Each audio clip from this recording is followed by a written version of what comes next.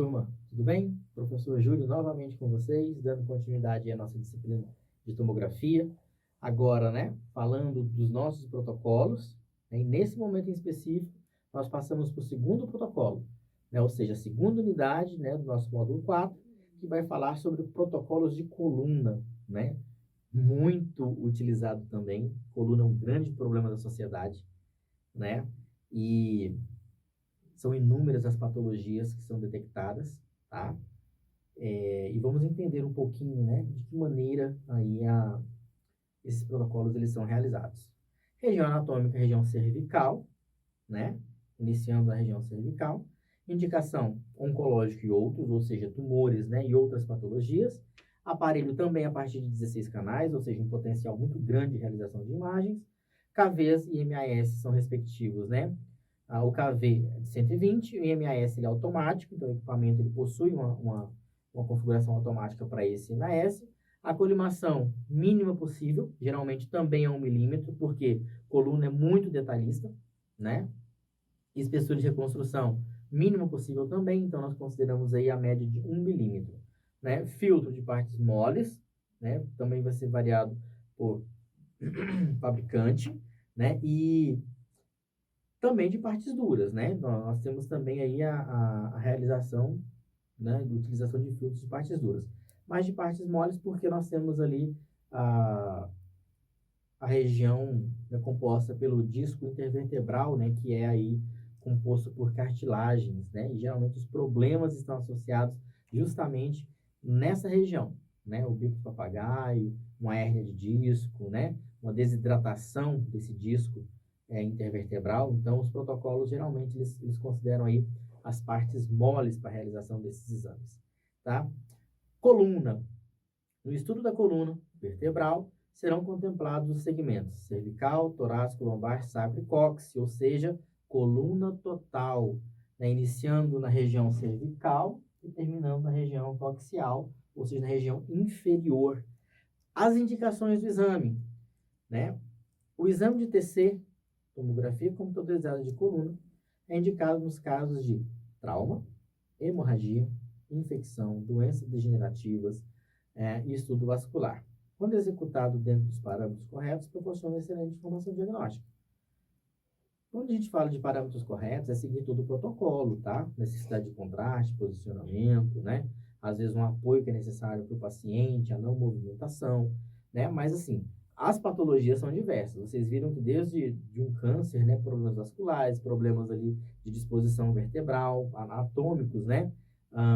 As doenças degenerativas, como o desgaste aí da região do disco intervertebral, como o bico de papagaio, né? Todas essas patologias, elas serão verificadas com, né, os protocolos para a coluna, né? É claro que algumas condições, elas mudam, né? Por exemplo, a posição do usuário, tá? Para a realização desse exame. O usuário se encontra em decúbito dorsal, com a cabeça apoiada no encosto, não encosto apropriado, vai ter uma variação de acordo com o tamanho do paciente, corpo alinhado com a mesa, né, que será introduzido no interior do ventro. Então, nesse caso, é necessário fazer o alinhamento correto do paciente, tá? Deverá estar em inclinação. Então, nesse caso, o paciente ele estará um pouco inclinado, os braços estendidos, né, ao lado do corpo, ou posicionados sobre a região abdominal. Por que dessa inclinação? Essa inclinação é para manter a coluna vertebral, né, um pouco mais alinhada, tá? Favorecer um pouco mais de alinhamento para a coluna vertebral. Braços, né, ao lado do corpo ou posicionados sobre a região abdominal também, com os ombros ligeiramente tracionados para a região inferior, ou seja, o paciente ele deverá trazer os ombros para trás. Então, é um exame um pouquinho mais desconfortante, né? É necessário que se converse com o paciente antes, porque se ele voltar o ombro para a posição normal, a coluna ela pode se movimentar, porque a ideia é você manter a coluna estática, parada. Então, o paciente ele terá uma inclinação, tá? Os ombros voltados um pouquinho para trás, tá? Ele estando, né, tanto com as mãos na lateral do corpo, ou ele estando com as mãos no abdominal, tá bom? Então, conversar com o paciente é importante para isso, porque se ele volta com as mãos, o exame ele pode, né, surgir ali com, às vezes, um artefato. Porque às vezes ele vem e vai, né? Ele traz o ombro para trás, mas ele leva o ombro à frente também. Isso pode trazer aí problemas na realização da imagem. Então, vamos lá. Com os ombros ligeiramente tracionados para a região inferior, né, do corpo, retirando a superposição dos ombros com relação à tração cérvico-torácica, ou seja, além de deixar, né, a coluna livre, tá? O espaçamento, né, ele fica contínuo. Então, nós pegamos a coluna em sua íntegra, né, sem nenhuma uma interferência, tá? Suporte para as pernas, para promover o alinhamento das curvaturas da coluna, né? Então, a coluna tem que estar retinha. Para isso, a gente tem que posicionar, né, e alinhando, colocando os suportes no paciente, para que ele consiga se manter o mais ereto possível. A gente sabe que a nossa coluna, ela possui, né, aí, angulações diferentes, né? Então, nossa coluna tem uma disposição de S, tá? Então, é necessário ajustar esse posicionamento, né, tracionando a coluna, deixando-a, né, o mais reta possível, tá? Então, na imagem, você consegue visualizar aí a angulação do paciente, né, o encosto de cabeça que é utilizado, tá? Para que essa angulação, ela se ajuste, né, livrando aí a coluna de possíveis, digamos assim, estruturas, né, que possam surgir, de possíveis artefatos, tá? Posição do usuário para os segmentos torácico, lombar e sacrocóccix, ou seja, né, de tórax abaixo. O usuário se encontra em decúbito dorsal, deitado dorsalmente, com o corpo apoiado e alinhado com a mesa de exames no interior do gantry, que deverá estar sem inclinação. Os braços deverão estar estendidos para o alto, ao lado da cabeça, para não sobrepor a região de interesse, evitando artefatos. Suporte para as pernas, para haver alinhamento das curvaturas da coluna. Nesse caso aqui, o paciente ele precisará, né, como você vê na imagem, estar com as pernas flexionadas, tá? E os braços voltados para a cabeça, né? Eles serão colocados, a palma das mãos, né, serão colocadas na calota craniana. Isso para trazer um livramento de toda a coluna, né? Desde a parte ali torácica até a parte sacral, tá? Você percebe, né, o alinhamento e colimação através do laser, né, que está na imagem, tá bom? E nessa situação, o exame ele fica, né, com a imagem perfeita. Nessa situação aqui, o paciente não pode se movimentar também, ok? Uma observação importante: o suporte para a perna pode ser opcional, pois sem o seu uso, a coluna estará em uma posição de estresse normal da rotina do usuário, sendo ele examinado sem nenhum tipo de alívio estrutural. Ou seja, pode ocasionar um desconforto, né? Então, o suporte traz um conforto maior para o paciente, uma vez que o exame irá analisar até a região do sacro, né? A região mais inferior da coluna vertebral. Então, há a possibilidade de fazer sem, mas, porém, se torna um pouco mais desconfortante para o paciente, uma vez que as mãos estão mais voltadas para a região da cabeça, tá bom? Para cada objetivo, devem ser definidos parâmetros que variam de acordo com o equipamento, a patologia e os procedimentos do local de trabalho.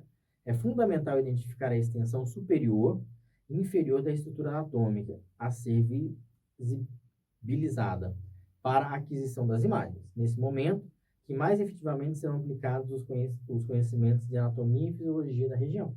Então, assim, compreender mais uma vez, né, a anatomia radiológica é importante para que você consiga protocolos eficientes aí de tomografia computadorizada de coluna. Não só de coluna, de todas as outras partes, né? Então, é importante que o técnico tenha conhecimento de anatomia.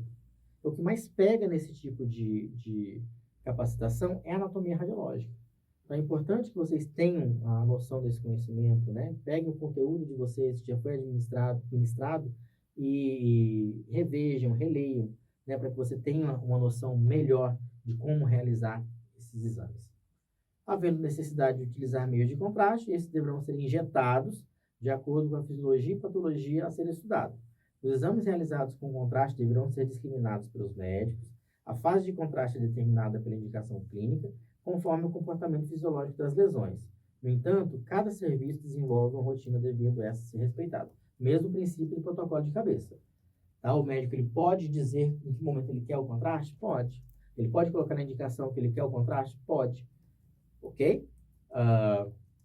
Não havendo necessidade, ele não vai colocar. Porém, é uma situação muito complicada, como eu já falei para vocês, né? Às vezes o médico ele não coloca, e você faz o exame e ele diz que ele queria com contraste.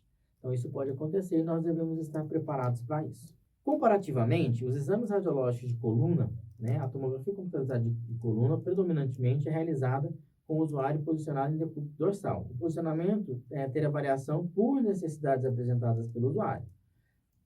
Por exemplo, havendo a necessidade de uma biópsia em uma região mais posterior ou lateral, ou mesmo por não conseguir permanecer na posição original por alteração física ou patológica, o usuário poderá ficar em decúbito ventral ou lateral, respectivamente. Às vezes o paciente tem limitações. Você tem um protocolo que diz que o decúbito é dorsal.